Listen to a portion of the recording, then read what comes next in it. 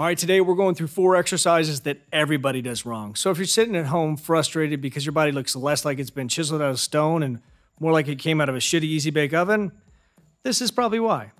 Let's get after it. All right, exercise number 1, the seated cable row. Now, typically people do this by putting the entire stack on there, leaning back and just tugging away. Sometimes even getting a little legs involved, which is commendable because if you're going to completely screw up an exercise to where it's unrecognizable, why not turn it into a full body workout? Good job. And there's a lot we could try to focus on and fix, but the most important thing is just using less of your biceps, because when you're yanking that weight with a blind rage because your dad never told you he loved you, a lot of that movement's being wasted on your biceps because you have to restart the contraction every time and you're getting less in your back. But it's actually an easy fix because as you're going in the negative, if you stop 3/4 of the way down and don't let that arm fully extend, it's going to force those lats to flare out, stretch more, which is going to lead to a better contraction. Downside, though, is you might not get as toned as you would with that fucked up full body workout you were doing before. All right, let's stick with back for exercise number 2 and talk about hyperextensions, because you can still get great results if you do these consistently incorrectly, but nowhere near as good as if you did them the way sweet little baby Jesus intended. And the way that most people do this is they hold a static contraction, usually a shitload of weight, and try to arch their back and drive their head up their own ass. Probably the worst I've seen is somebody who had 225 on a bar.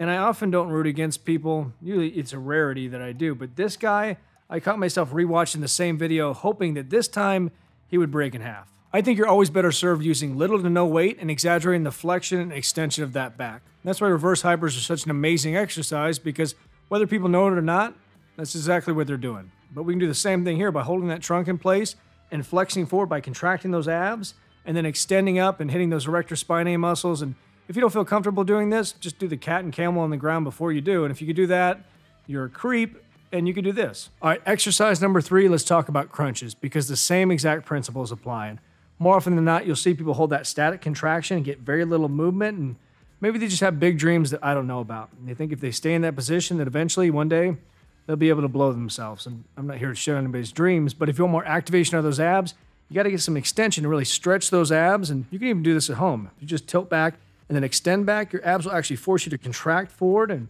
you can easily ruin your day sitting in a chair in your house. All right, exercise number 4, let's talk about stiff legs or Romanian deads, because this is one that everybody gets right, but they end up taking it way too far. Kind of like this kid I knew growing up who was a phenomenal guy, great to hang out with, but eventually he'd get way too drunk, end up shitting in somebody's house, but not in a hallway or a sink, because even that's acceptable. Be in a random spot. Like, you know the ceramic jars that every mom has that say cookies on it with cute little pictures of cookies?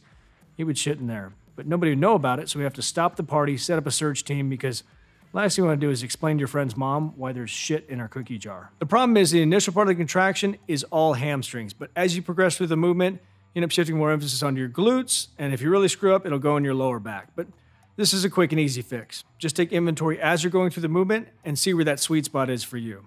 By sweet spot, I mean that point where your hamstrings say shit, and you got to go back down. That's your sweet spot.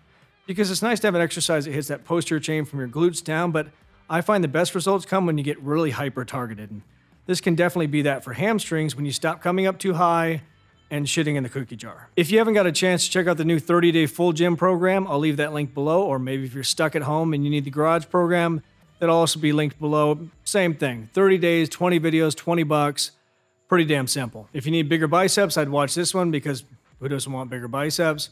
If you need help with your diet, I'd watch that one, but most importantly, subscribe, hit that notification bell, and get after it, get growing. Talk to you soon.